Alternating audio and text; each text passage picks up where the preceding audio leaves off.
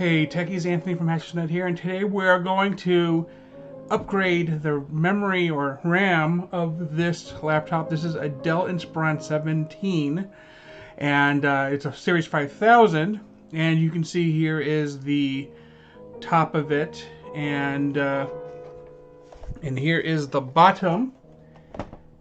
Now the RAM we're going to do is crucial. We have two 8 gig sticks. Its max is 16. There should be 8 gigs inside. If there's 16 gigs inside, one of the chips died. Either way, it's always good to have a matching pair of chips for the dual channel memory. So that is what we're going to do today. I do apologize about the light being a little too bright, but hopefully this will help you see a little bit better of what I'm doing here. And I'm also going to use an iFixit toolkit. This is the essential kit. As you see, here is the parts we're going to be using. I'm going to keep the tray over here to the side and the tools on the other side. And we're going to use mostly the screwdriver up until we go and take it apart.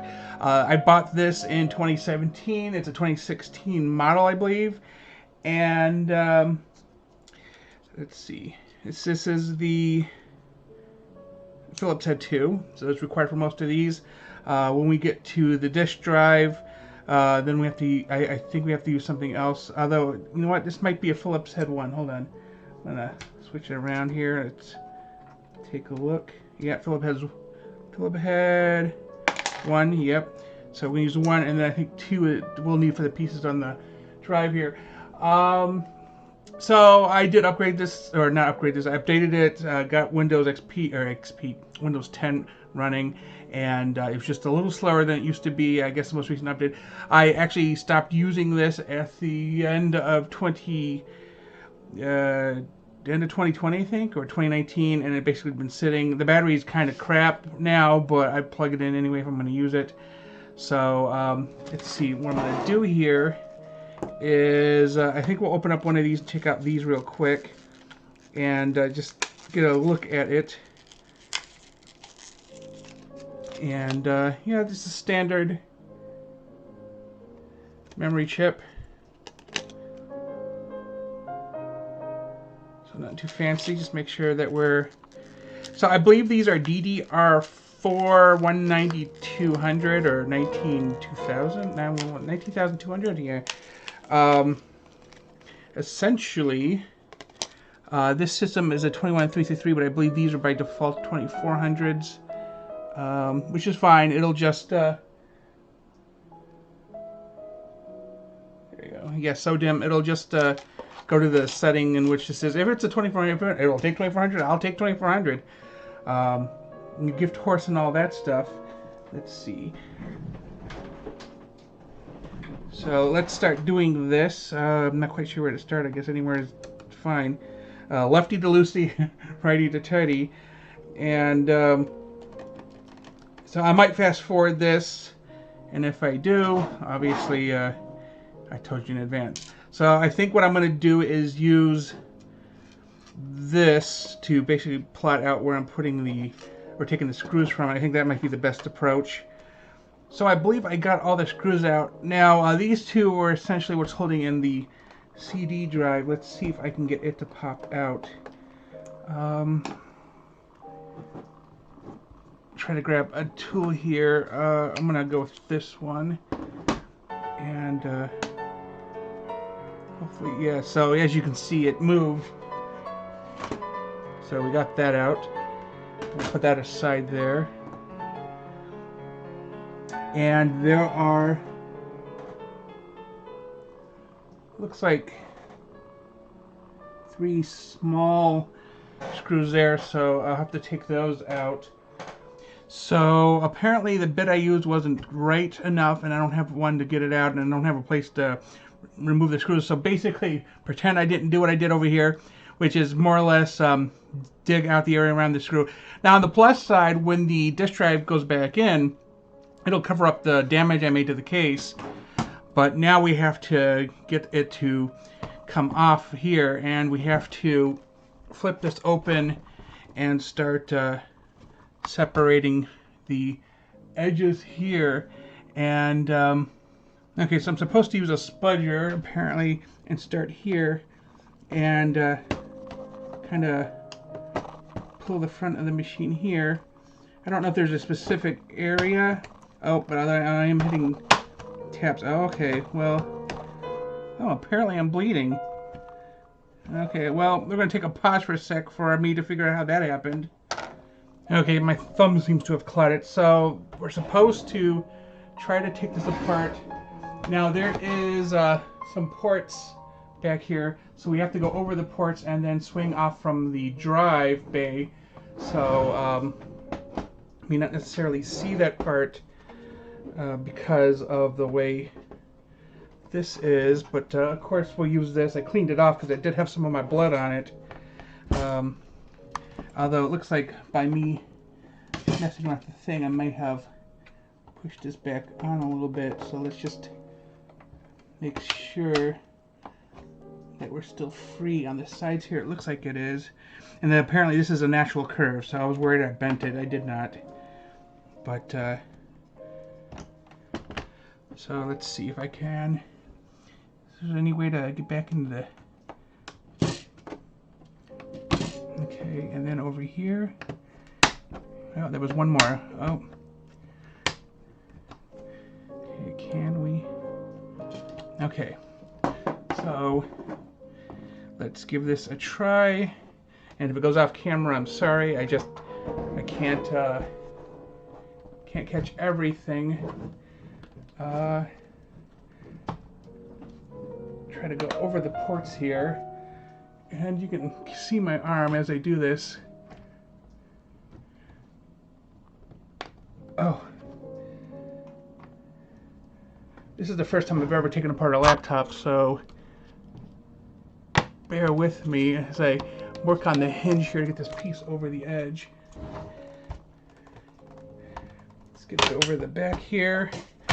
Now, I'm not going to tell you exactly what I did over on the other side, but we're going to flip this over. And hopefully my filing, yep, very good. Got it. So here's what the bottom looks like. It's not interesting. I'm gonna put this on the floor. Again, luckily, the damage will be covered with the drive bay, and I'll show you how it'll look. We slide it in, so it slides here and covers it, so we'll be fine. And we'll just put that back over there. Okay, so here's the RAM. So there is an M2 slot right here, but it's only for the wireless cards, so we're not going to worry about it. But for the RAM, like I used to know, you push down, you pull up. Oh yes, SODIMM only supports DDR4. So that's great. I'm going to zoom in here.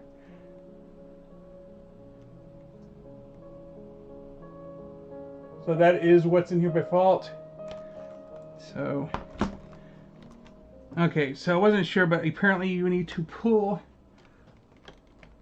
these two bit up. There we go. Okay, and pull this up, and here is it in close up.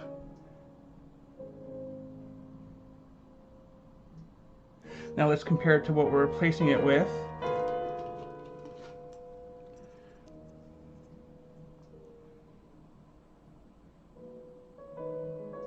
So let's do it. So smaller side on this side. So this one will actually go in backwards like this.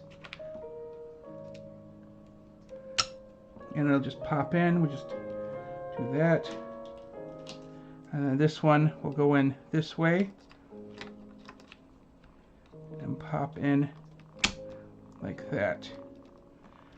Now, before I put this back together, I am going to test to make sure that this works. So I checked, and the memory read as 16 gigs, so we're good to go. So we can throw this back on and start putting it together. And got to remember to slide the side on first with the slots on it, and then this side with the drive on it. Start snapping it back together. Making sure I got it. Looks like I did. Cool. And then we can start putting it together. So we are using the Philips Zero, I believe. And let's put these. Actually, you know what? Before I get too far, oops, I'm gonna put this back in first.